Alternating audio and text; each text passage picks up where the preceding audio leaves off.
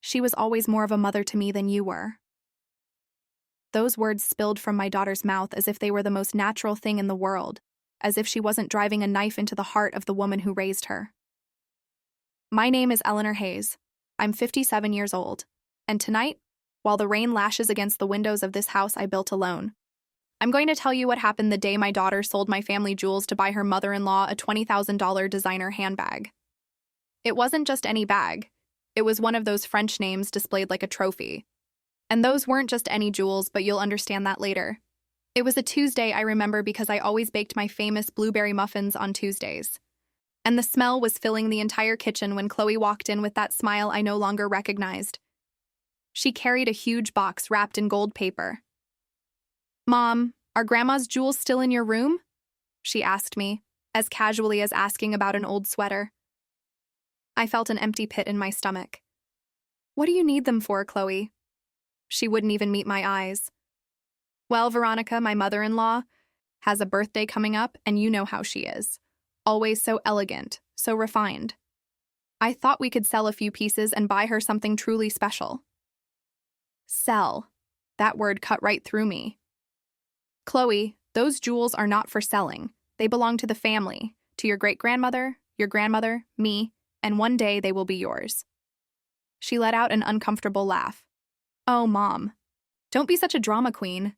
They're just things. Veronica has been like a mother to me. She supported me when when you weren't around. I had worked 18-hour days so she could attend the best private schools, so she could have everything I never did, so she would never lack anything. But in that moment, I said nothing. I just pressed my lips together and felt my throat close up. 2 days later, I found the jewelry box empty, completely bare. The pieces my grandmother had guarded like treasure. The gold brooch with emeralds my mother wore on her wedding day. The pearl earrings she placed on my ears on my 15th birthday, telling me, "One day you will give these to your daughter, and she will understand what they mean." All gone. I called Chloe. My hands were shaking. "Where are the jewels?" Silence. "Chloe, I'm talking to you." "Mom, I told you I sold them. Veronica deserves the best, and I wanted to give her something special, something worthwhile." "And my jewels weren't worthwhile to you?" "They're not your jewels, Mom. They're just things from the past. Veronica is my present. She understands me, she listens to me. She has always been there for me." I took a deep, shuddering breath. "Chloe, come to the house now." "Mom, I'm busy. Besides, Ethan says that." "I don't care what Ethan says. Get over here." An hour later, she was standing there with her husband beside her, that man who never meets my gaze and always has a slight, twisted smirk when he speaks to me. "Mom, we're here." "What is it?" Chloe asked, crossing her arms. "Where are the jewels?" "I told you, I sold them, and with that money, I bought Veronica the bag she always wanted. You should see her, Mom. She's ecstatic. She hugged me and told me I was the best daughter-in-law in the world." Ethan smiled, that kind of smile that makes you feel small. "Eleanor, I think you're exaggerating a bit. They're just jewelry. And my mother has done a lot for Chloe, more than, well, you know." I felt the room spin. "More than me," I whispered. Chloe lifted her chin. "Yes, Mom, more than you. Because she was there when you left to work and left me alone. Because she listened to me when you only thought about paying bills. Because she made me feel important. She was always more of a mother to me than you were." The silence that followed was so heavy it could have crushed the floor. Ethan applauded twice, slowly. "Well said, honey." I didn't cry. I didn't scream. I didn't beg. I just breathed. I turned around, walked to my room, opened the desk drawer, and took out a manila envelope. One that had been kept there for years. One my mother handed me before she died, telling me, "If anyone ever touches these jewels without respect, show them this. And let them understand that there are things that cannot be sold, cannot be given away, and cannot be forgotten." I returned to the living room and placed the envelope on the table. "Open it, Chloe." She looked at me with contempt. "What is this? Another one of your dramas. Open it." Ethan stepped forward and grabbed the envelope. He tore it open with that arrogance that characterizes him, and when his eyes scanned the first few lines, his face changed. Chloe snatched the papers away and began to tremble. Sometimes we trust too much in those we shouldn't. I paused for a moment of reflection, breaking the flow of the narrative only slightly to maintain the necessary emotional beat.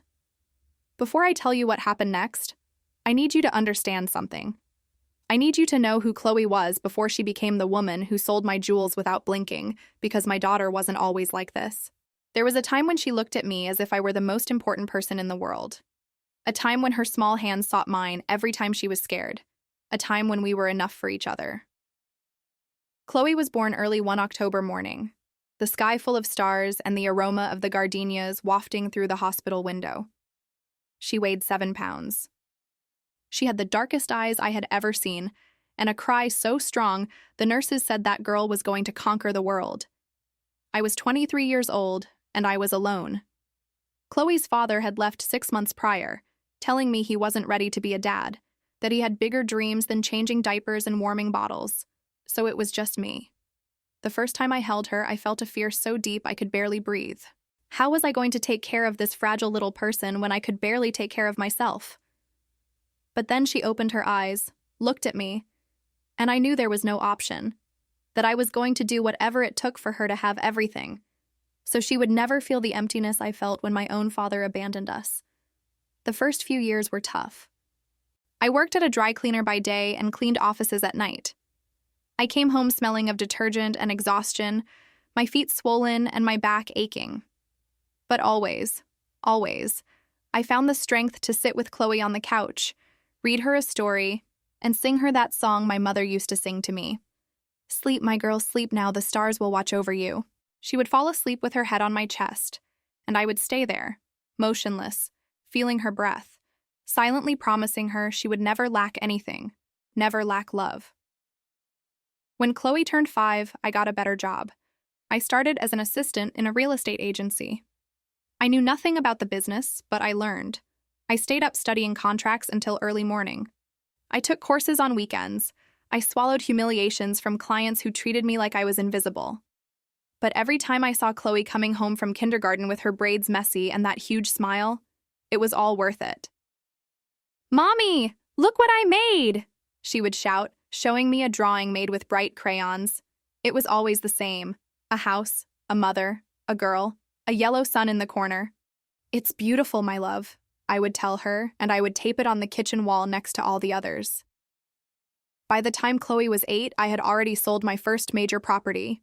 It was a historic brownstone in a coveted neighborhood, one of those vintage places with courtyards full of hydrangeas and floors that told stories. The commission was enough for me to move to a larger apartment, in a better district, with a private school nearby. I remember the day I showed her her new room. I had painted the walls lavender, her favorite color. I had bought a canopy bed, like the princess beds she saw in the movies. I had filled the shelves with books and dolls. When Chloe walked in, she froze at the doorway. This is mine, Mommy." "All yours, my sweet girl." She threw herself into my arms, weeping tears of pure joy. "You're the best mom in the world," she whispered in my ear. And I believed her. God, how I believed her. The years passed quickly.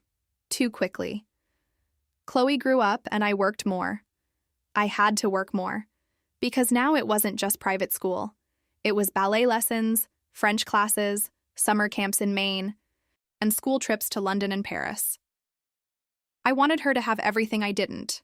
I wanted her to see the world, speak languages, feel secure, powerful, capable of anything. But while I worked 18 hours a day closing deals, attending dinners with clients, traveling to other cities to secure better contracts, Chloe was alone. I didn't see it then. I didn't want to see it. I hired Martha, an older woman who cooked wonderfully and waited for her after school. Martha helped her with homework, made her dinner, took her to her activities. Martha was kind, affectionate, and reliable, but Martha wasn't me. And Chloe felt it. I remember one night when she was 11. I arrived home after 10. I had closed a massive deal, one that was going to change our lives. I walked in happily with a box of cupcakes from the bakery Chloe loved. "My love, I'm home. I brought your favorite." Silence. I went to her room. She was lying on her side, facing away from the door. "Chloe, are you asleep?" "No." "What's wrong, honey? Did something happen?" She turned around. Her eyes were red. "My school play was today." My heart sank to the floor. "Chloe, you were the only mom who didn't show up. All the other girls had someone in the audience. I only had Martha. And when they asked me where you were, I didn't know what to say." I knelt by her bed. "My darling, I am so sorry. I had a very important meeting, and you always have important meetings, Mommy. Always.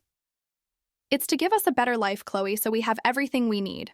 She looked at me with a sadness that broke my heart. "I don't need things, Mom. I need you."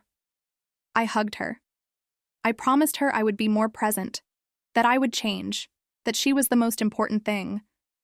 But promises are easy to make and difficult to keep. I kept working the same, kept traveling. I kept showering her with gifts and things, believing that compensated for my absence. And Chloe kept growing, increasingly distant, increasingly quiet. By the time she started high school, we hardly spoke. She would come home, lock herself in her room, and eat dinner alone. I tried to get closer, but there was always an invisible wall between us. "How was your day, honey?" "Fine." "Do you have a lot of homework?" "Yes." "Do you need anything?" "No." And so, little by little, we became two strangers living under the same roof. By the time Chloe turned 18, I was one of the most successful real estate brokers in the city. I had money, recognition, a big house, an imported car, expensive clothes, but I had lost my daughter, and I hadn't even realized it, until she met Ethan. He appeared in her life like a shadow, a law student, son of a well-off family, with that rehearsed smile and that way of talking that sounds nice but says nothing. The first time I saw him, I knew something wasn't right. I can't explain it. It was a feeling in my gut, a silent alarm. But Chloe was happy. Or at least she seemed to be. "Mom, he's different. He understands me, he listens to me, he makes me feel important." And I, like the fool I was glad. I thought, finally, someone makes her smile. I didn't see the signs. I didn't see how Ethan slowly pushed her away from her friends, how he convinced her that her clothes weren't elegant enough, how he made her feel like she needed to change to be worthy of him. And above all, I didn't see how he brought her closer to his mother, Veronica, that woman who became the center of my daughter's universe. Veronica. With her polo matches, her designer jewelry, her linen tablecloth dinners, and silver cutlery. Veronica, who spoke 5 languages and traveled to Europe twice a year. Veronica, who had that air of superiority that makes you feel like you'll never be enough. Chloe started spending more time at their house than ours. Veronica invited me for tea, Mom. Veronica is teaching me to cook French dishes. Veronica says a real woman has to know how to behave in society. Veronica, Veronica, Veronica. And instead of fighting, I kept quiet because I thought it was my fault, that if I had been more present, if I had been a better mother, Chloe wouldn't need to seek from another woman what I hadn't given her. So I let her go. I let her go with Ethan. I let her marry him at 21 in a huge wedding that I paid for, with a wedding dress that cost more than I made my first year in real estate. I let her move into an apartment that I also paid for, furnished with the very best. I let her become Veronica's perfect daughter-in-law. And I stayed alone in this big house with the walls full of photos of a little girl who no longer existed, and a jewelry box that held the only things that connected me to my mother, my grandmother, to all the women in my family who came before me, until Chloe sold them off like scrap metal, as if they meant nothing. I mentally paused again, acknowledging the audience. There are moments in life that seem small when they are happening, but later you realize they were the beginning of the end. For me, that moment was a Sunday in May. Chloe had been married to Ethan for 2 years. I tried to maintain the relationship, though it was getting harder and harder. Every time I called, she was busy. Every time I invited her to lunch, she had plans with Veronica. Every time I asked her how she was, she replied in monosyllables. But that Sunday was special. It was my 55th birthday. I didn't want a big party. I just wanted my daughter. I wanted us to have brunch together like we used to. I wanted us to talk, to laugh, to recover even a small piece of what we had lost. I called her a week prior. Chloe, honey, it's my birthday on Sunday. We can have brunch together. I'll cook your favorites. Green chili enchiladas, homemade hash browns, French press coffee. There was a pause on the other end of the line. Oh, Mom, I can't Sunday. Veronica organized a brunch at her house. It's one of her friends' birthdays. But Chloe, it's my birthday. I know, Mom, but I already told Veronica we were going. She's counting on me. Why don't you come too? We can celebrate together. I felt a knot in my throat. You want me to go to your mother-in-law's house on my birthday to celebrate her friend's birthday? When you put it like that, it sounds ugly. Mom, Veronica really likes you.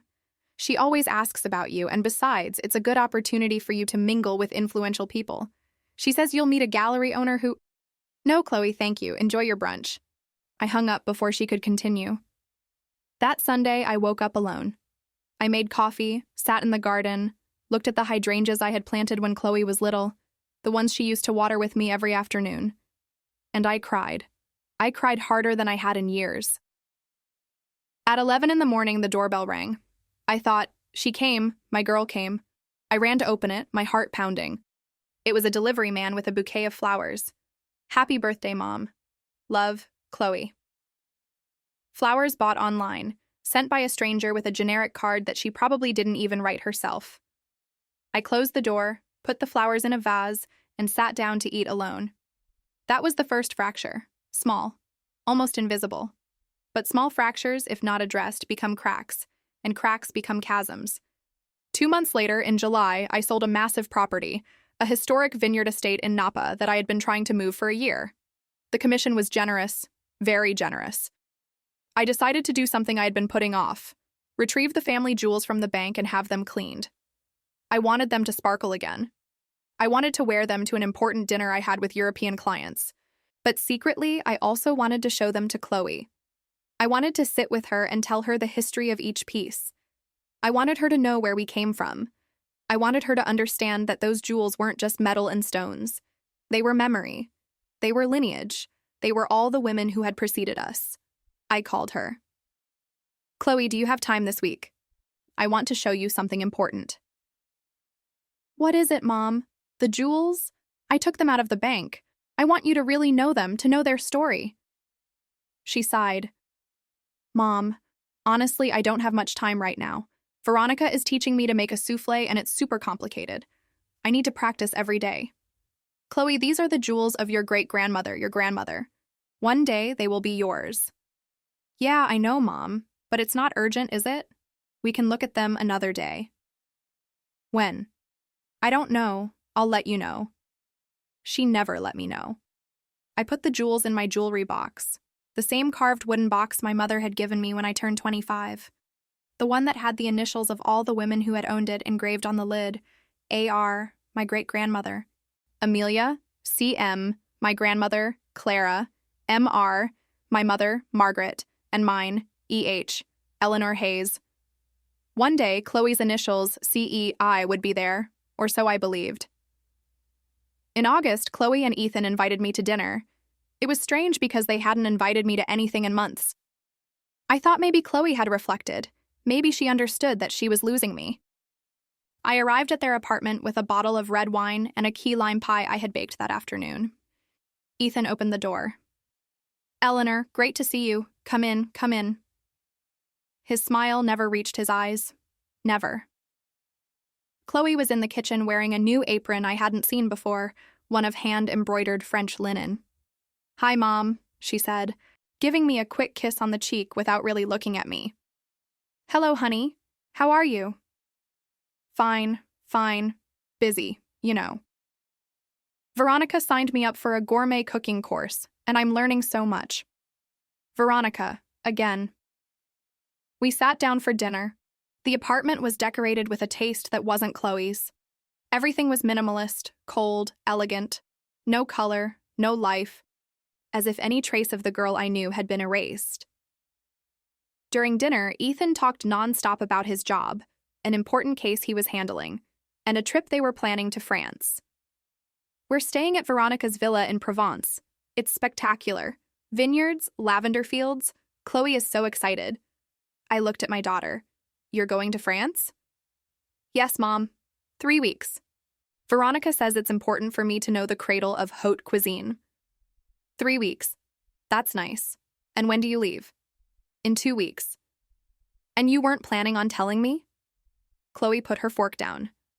I'm telling you right now. No, but 2 weeks before you go, I don't know, I thought. You thought what, Mom? That I needed to ask your permission? I'm 23. I'm married. It's not permission, Chloe. It's sharing. It's talking. It's letting me know that your life matters to me. Ethan intervened. Eleanor, I think you're being a little dramatic. Chloe is an adult. She makes her own decisions. She doesn't have to report to you every time she does something. I remained silent because he was right. Chloe was an adult. She didn't need me anymore, or so it seemed. But then something happened that chilled my blood. We were having coffee when Ethan said, By the way, Eleanor, we wanted to ask you something. Veronica is organizing a charity auction for her foundation.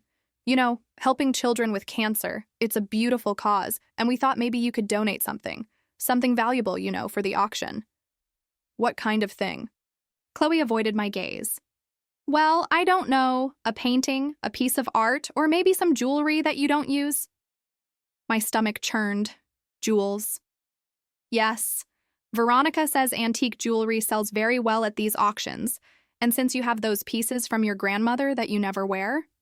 Chloe, those jewels are not for selling. Ethan smiled that condescending smile I hated so much. It's not selling, Eleanor. It's donating for a good cause. Besides, what good does it do you to keep them locked away in a drawer? At least this way they would help someone. No, I'm sorry, but no, Ethan. Those jewels are family. They have a sentimental value you can't understand. Chloe raised her voice. See, Ethan, I told you she would say no. My mom has always been like this. She holds on to everything, accumulates everything, as if things were more important than people. Excuse me? You heard me, Mom. Veronica is right. You cling to things from the past instead of living in the present. You cling to memories instead of making new ones. Chloe, those jewels represent your great-grandmother, your grandmother, all the women in our family. They aren't things from the past. They are your history. I don't need old jewels to know who I am, Mom. I stood up from the table. Thank you for dinner. I'm leaving. Mom, don't be like this. I'm not being anyway, Chloe. I'm just leaving. Ethan didn't even get up. He just looked at me with that expression of superiority. Always so dramatic. I left that apartment with a broken heart and a terrible certainty. My daughter was no longer mine. Someone else had claimed her. Someone who knew exactly how to manipulate her, how to make her feel that I was the enemy, that my love was a burden, that my history was a liability. I drove back home with tears streaming down my cheeks. And when I arrived, I went straight to my room. I opened the jewelry box. The jewels were still there. The emerald brooch, the pearl earrings, the white gold necklace with small diamonds, the ruby bracelet my grandmother wore the day my grandfather proposed.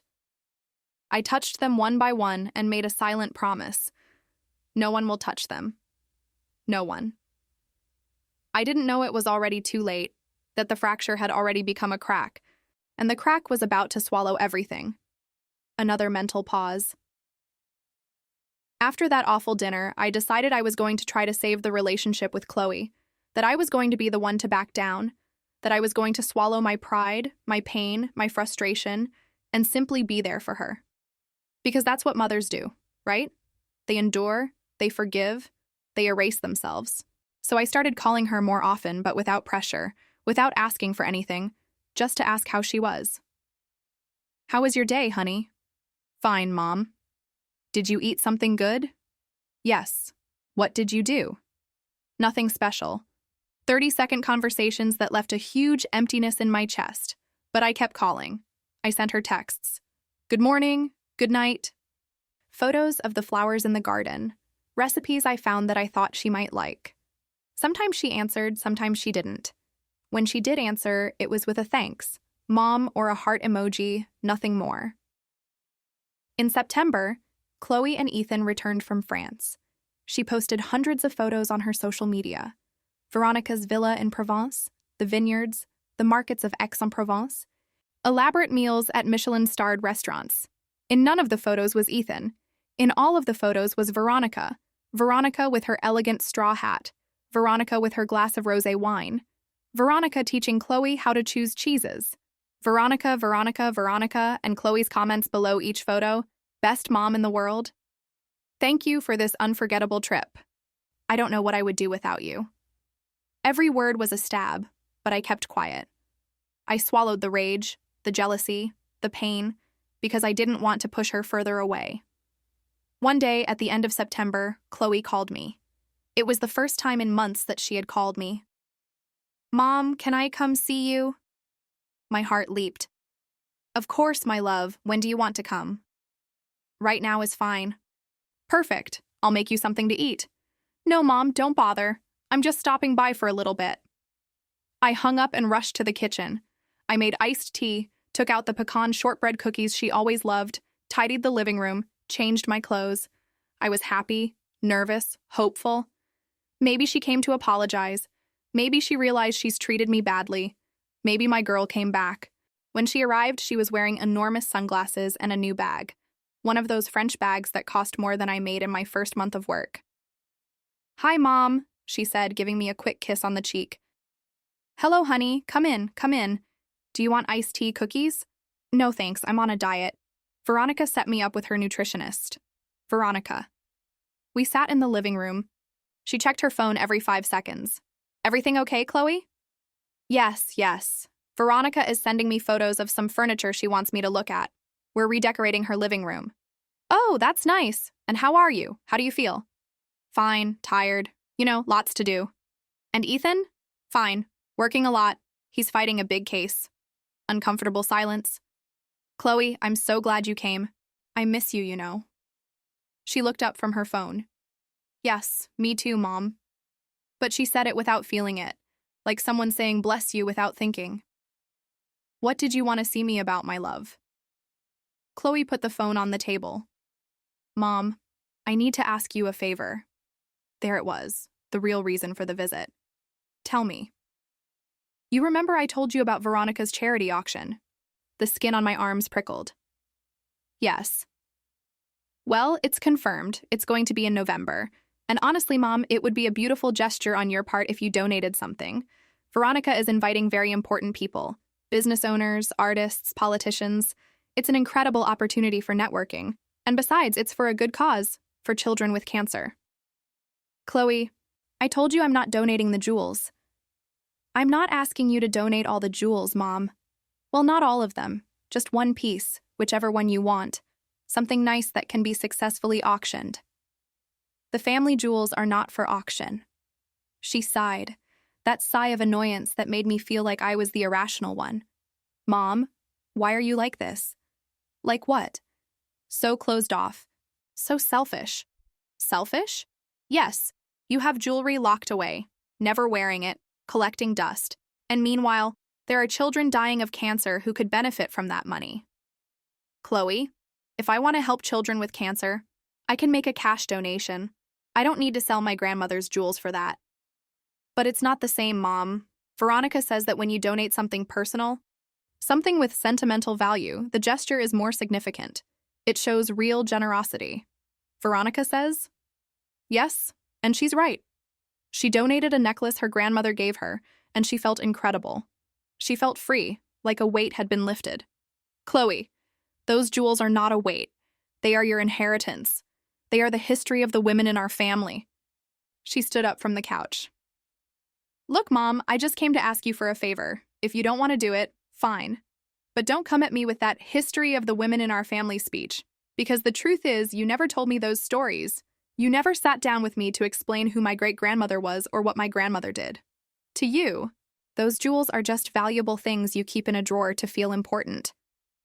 I felt like I couldn't breathe. Chloe, I tried to tell you many times, but you were always busy. You always had something more important to do.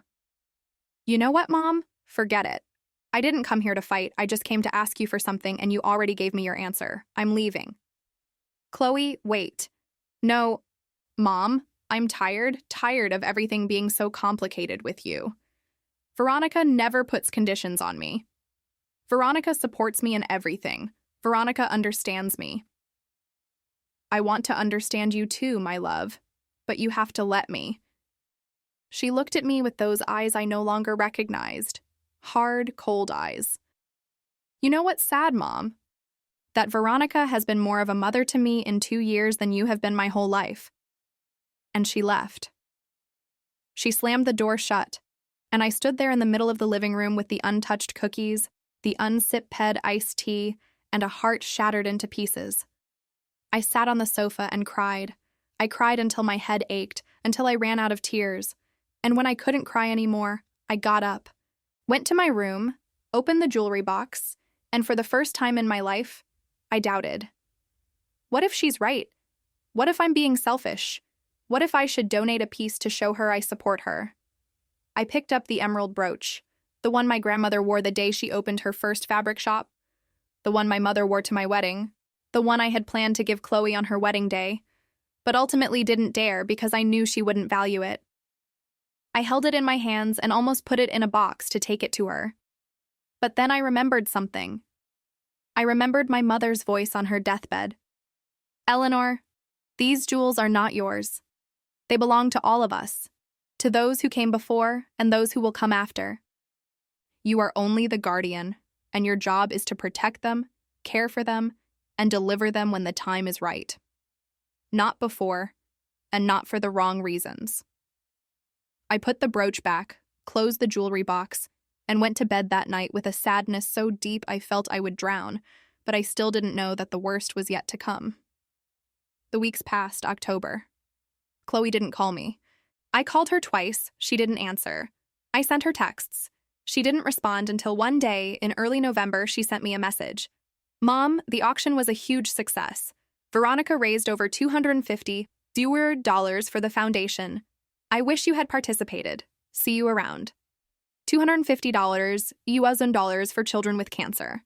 And I felt like the worst person in the world. Why didn't I donate a piece? Why am I so stubborn?